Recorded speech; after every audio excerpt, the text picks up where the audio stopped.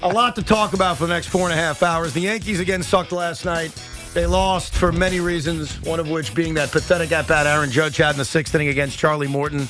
But I was watching them last night, and luckily the game didn't take very long. It was like 2.5 hours. Mm-hmm.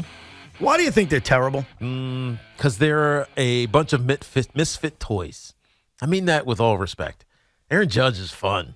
It's great. It wasn't last night, but sure. Well, you know what I mean. You can't blame Aaron Judge for the reason that they lost. No, I don't blame him for the reason they lost last night. I thought that in the sixth inning, he had just this putrid at-bat against Charlie Morton, and there was like this slight moment of, boy, wouldn't this be magical? Two-run home run ties the game. But I know what you mean. They were just, look, offensively, they're just lifeless. You're down by 2, so that makes a big difference in this. Stanton, he's interesting at times. Volpe hit a couple home runs over the last couple of days. I think you're beating around the bush. I think the entire team is terrible. No, but individually, they're very interesting. Collectively, they've been bad. They've been very, very bad. And everybody is underperforming. But here's the funny thing, and I looked this up last night. Last year, when you count the stats of everyone not named Aaron Judge, they as a team hit 233. Yeah. This year, when you count the stats of everyone not named Aaron Judge, they're hitting 228. It's not that different. And the point is, what Judge did last year is he glossed over with a historic year that they're not very good. Yeah.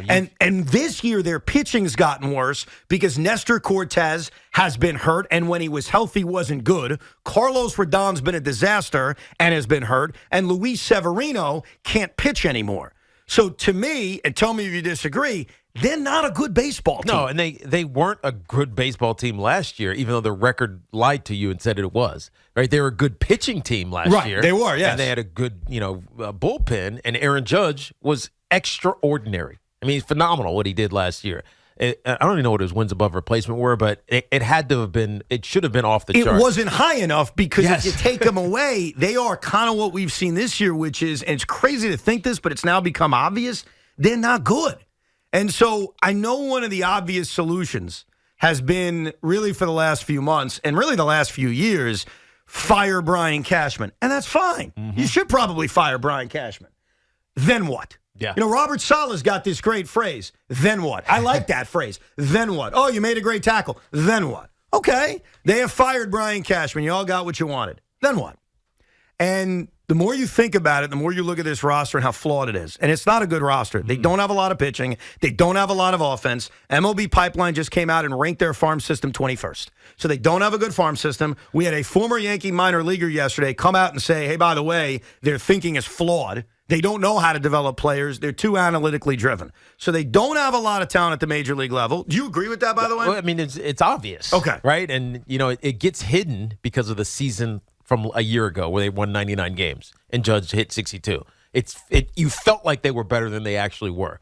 But it showed itself in the postseason when you're playing the better teams, including the Astros, who decimated them, even though they weren't even great in the series before that either. So you're with me that position player-wise and pitching-wise now, they're not good. Pitching now. Yeah, compared to last year. 100%. Luis Severino's not going to be on this roster next year. Who knows about Nestor Cortez? Carlos Rodon could be the next Carl Pavano.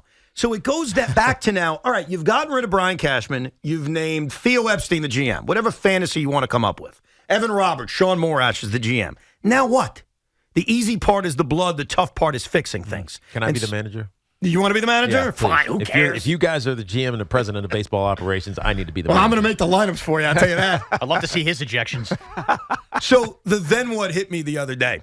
And it hit me really hard because it happened to have nothing to do with the New York Yankees. Shane McClanahan needs Tommy John surgery. Yeah. He's one of the best young pitchers in all of Major League Baseball. And it's a reminder, the pitchers are time bombs. They all are. Pitchers are unreliable time bombs. And the New York Yankees possess the most valuable pitcher of them all. They Gerrit possess the one guy that never gets hurt, knock on wood. The one guy who takes that baseball every 5 days, knock on wood. The guy who's right now the leader to win the American League Cy Young, knock on wood. And the guy who right now has a contract that's pretty damn good. Yeah. He has 5 years remaining at $180 million. Just to put that in perspective, Carlos Rodon was given 6 years, $162. Now think about that. Gerrit Cole got a little bit more, less year remaining, a little bit more money than Carlos Rodon. Now, he has an opt-out, but let me throw this out. That opt-out is Fugazi. He can opt out at the end of next year, and then whoever has him, the Yankees right now, could say, no, we reject the opt-out. We're going to add a year to your contract. So now the 5 years, 180 starts next year. And that's an important clause in that opt-out. But it's not a real opt-out. Exactly. But I don't think a lot of people, I didn't even realize it till you told me yesterday what the opt-out was actually designed to be like. So if you decide to shop Gerrit Cole, you could get a crap ton back. And that's why, here's my now what. Okay, you're my now what is, you're looking to trade Gerrit Cole for the best possible package back. Are you kidding? You can replenish this farm system. You could bring in good young talent because right now all you're doing with Gerrit Cole is wasting him. Yeah, but you're also wasting Aaron Judge as well. But I hear what you're saying. But the problem is that if you move on from Gerrit Cole, trade him, get back whoever, prospects, we already know that the farm system is flawed. You heard the minor leaguers. You just mentioned it. Minor leaguers talking about developing players too analytically and not giving them the freedom to become the players that we all think they should be. So what are you doing when you bring in a minor league player? It's all hope. And hope is not something you can build a franchise off of. I think if they trade Gerrit Cole, it indicates this team needs to strip down. And if this team strips down, then the goal, like the every year goal of making the postseason that it has to happen for financial reasons, it goes out the window, and this team spirals into a dark place that they're never going to come out of. You keep the best pitcher in baseball, which he is. You keep the most reliable pitcher in baseball, which he is. Now what? Now what do you do? Like, that's the problem. Like, I don't come to these conclusions as a baseball geek just to be a jackass because I want Gerrit Cole off the Yankees. I come to this conclusion because I could tell you who's a free agent next year. I could tell you what Hal's not going to spend. I could tell you the system you don't have to trade for young available players. You don't have it. So the now what of fixing this roster is what? Because you could try the Brian Cashman strategy. You know what that's called? It's called hope. Yeah. We're going to hope Anthony Rizzo is going to bounce back. We're going to hope Gleyber Torres is going to have a contract year. We're going to hope that this happens and that happens. And now we hope Nestor Cortez is great again. And we hope Carlos Rodon is great. And you can do that. And by the way, Yankee fans, that's what they're probably going to do. We're in it to win it. You could do that. Yeah.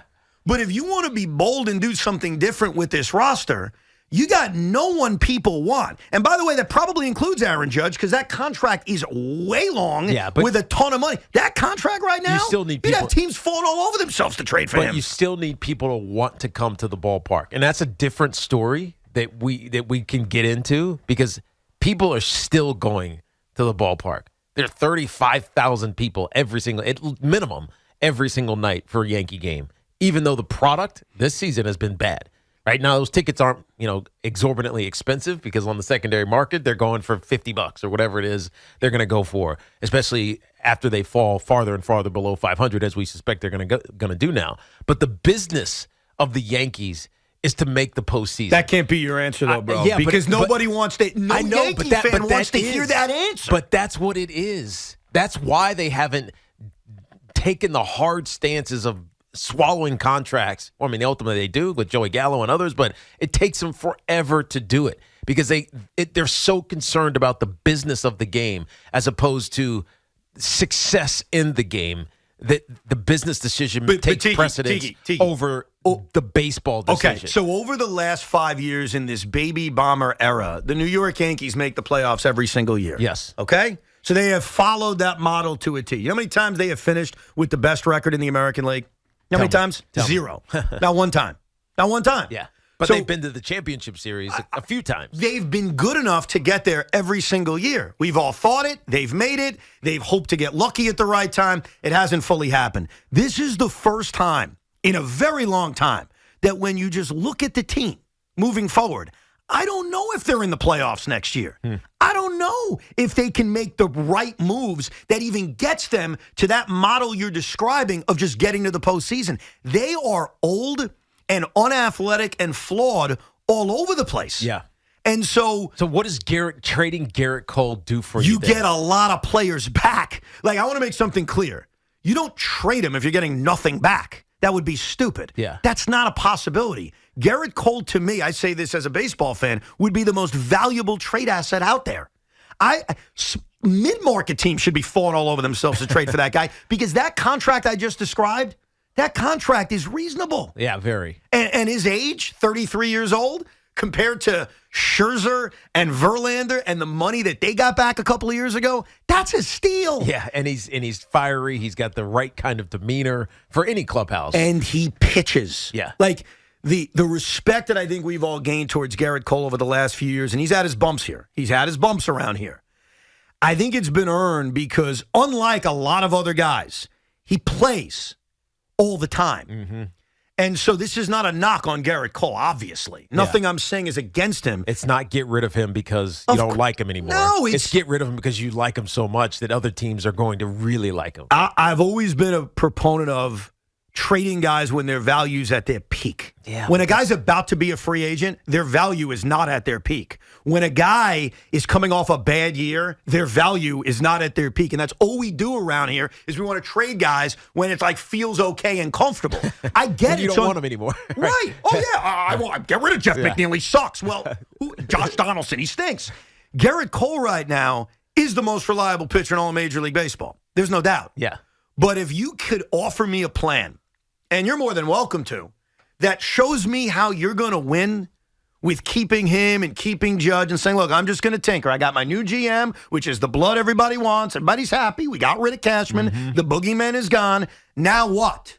Because the easy part is firing the guy. The tough part is not only hiring the guy, but coming up with the plan that takes this decrepit roster and makes it good. And if you have a plan, we'd all love to hear it. I don't think it's out there. Well, I think you're right about that. But I also think that as a fan, if Gerrit Cole is no longer on this roster, if the likely Cy Young winner for this 2023 season is not here anymore, then what are you doing? It's also and what now what, right? It becomes the holes are even more massive, right? The ability to win on any given day is questioned, right? They're not going to score.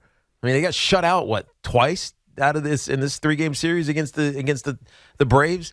Right, so if they're not scoring, they better damn sure keep other teams from scoring. If Gerrit Cole's not on this roster, how are they doing that in any series? They're going to have to take a step back to move forward. I mean, because otherwise, if you go into this offseason, it doesn't freaking matter who the GM is, and you just try to tinker and sell your fans on, don't worry, this guy will be better and that guy will be better, where do you think that goes? Nowhere. So if you agree that goes nowhere, then what the hell's your plan? I just find it hard to move on from maybe the best player this season for the Yankees. I know Glaber's had a good season. Really, no one else jumps to mind. The best player for the Yankees is Gerrit Cole. How does moving on from your best player, and what message does that send? I mean, maybe it sends the message that needs to be sent. What has the message over the last few years sent? What message did it send when Hal Steinbrenner, after 2017, said, I need to get under the luxury tax? What message did that send? Yeah, well, we're here to make money. What message did it send after 2021 when not a damn move was made? What message did that send? So I get your point about messages. We've gotten a lot of messages over the last 5 years, and guess what? One after another have been terrible. Yeah, you hear Brian Cashman, and Loogie keeps playing that drop, we're in it to win it. But you're in it to win it. But what you're doing is in it to make money. That's what this feels like. We're in it to win it. That's what this season sounds and feels like for the Yankees. It's not about trying to compete. It's not about trying to win the division, get to the postseason, win a championship. It's let's make some money and just stay afloat. And they're starting to sink right now, and that's why it hurts. This is so idiotic, Evan. Maybe your most idiotic of takes since we started working. Really? Yes. This is a very thoughtful thing I have said. And look, on its surface, if we're playing lollipops and gumdrops, trading Gerrit Cole for this haul of unbelievable near major league ready prospects that's how you do it, by the way, Sean. But I don't love that. I don't love that. No, but hold on, Tiki. And then what? The moment you're not going to trade Gerrit Cole for single A or double A guys. You want prospects that are ready to compete because you just signed Aaron Judge for a gazillion years. The moment you get those guys, and let's say it takes 1 year to get them all ready and get this team together, you know what you're looking for next year? An ace like Gerrit Cole to anchor rotation. And you know why you don't have it? Because the general manager hasn't been able to draft and develop any of these guys. So you're creating now the biggest hole on your team that you're already going to need to refill in a year with that. And oh, by the way, are we forgetting, with all due respect to Gerrit Cole, a little bit of a weird guy? Well, he just is. It's my fella! I'll tell you what it means.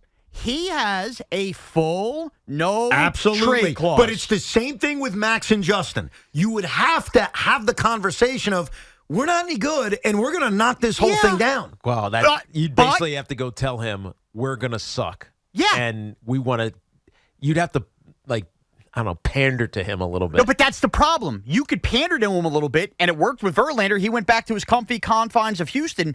By the way, they got an outfielder because that was their best prospect they had to offer. The Yankees need a million different things. You're not getting the best return on your investment if it's a place Gerrit Cole doesn't want to waive his no-trade clause It is a for. risk if Cole says, look, I love it here, and I don't care if we're going to be terrible. I want to stay. I get that. But I would only do it if I'm getting an excellent return. Because, again, this is not about needing to trade somebody. Gerrit Cole has proven over the last 5 years, and I can't believe it's been 5 years, 20, 21, 22, 4 years, I guess now. I'm thinking about it. 4 years, 20, 21, 21, that he can pitch here.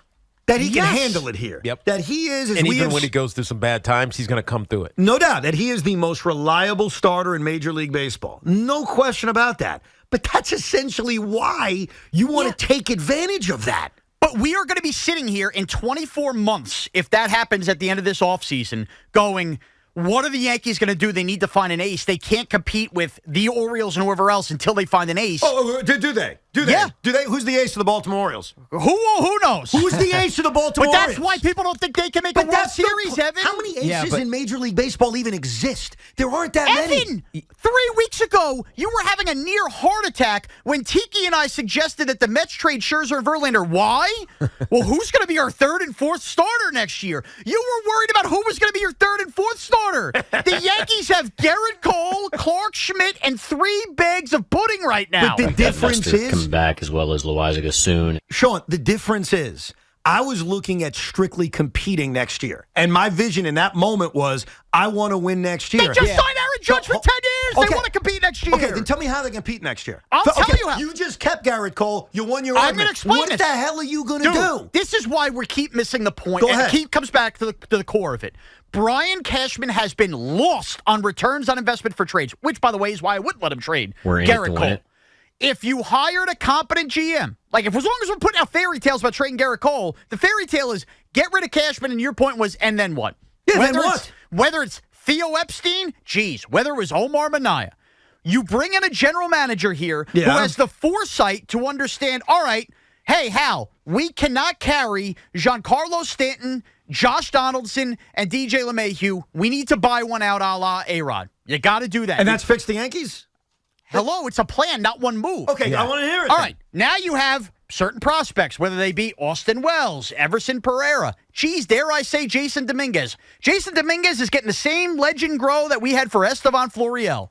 You have pieces. You get creative with trades. You find the young, controllable players. We don't have competence at the general manager position, or if he's scared to tell Hal, I made a mistake, we need to buy out these contracts. You need a fresh set of eyes, and there is still creativity to maneuver this roster with some of the prospects. Your creativity now, from what I'm understanding, is, and I get it, you got your blood, Cashman's gone, that's fine. There's a new GM doing this whole thing. Yeah. Your creative idea is to take your farm system that's ranked 21st in Major League Baseball. Yeah, but that's worse. collective, and Evan. just sell it off for what? No, for I don't think he's saying No, sell it. not He's not saying sell it off. Yeah. And by the way, it's collective farm system, but doesn't mean that there aren't 2 or 3 really good players. No, he just named them. He's trading the guys that brought it from 30th to 21st and trading them But away. Evan, I'm not saying take all 3 of those guys and trade them for one superstar. What I am saying is all of these teams that we're watching around us got creative at one point. Randy Arozarena was a creative trade by the Rays. I'm not naming those players because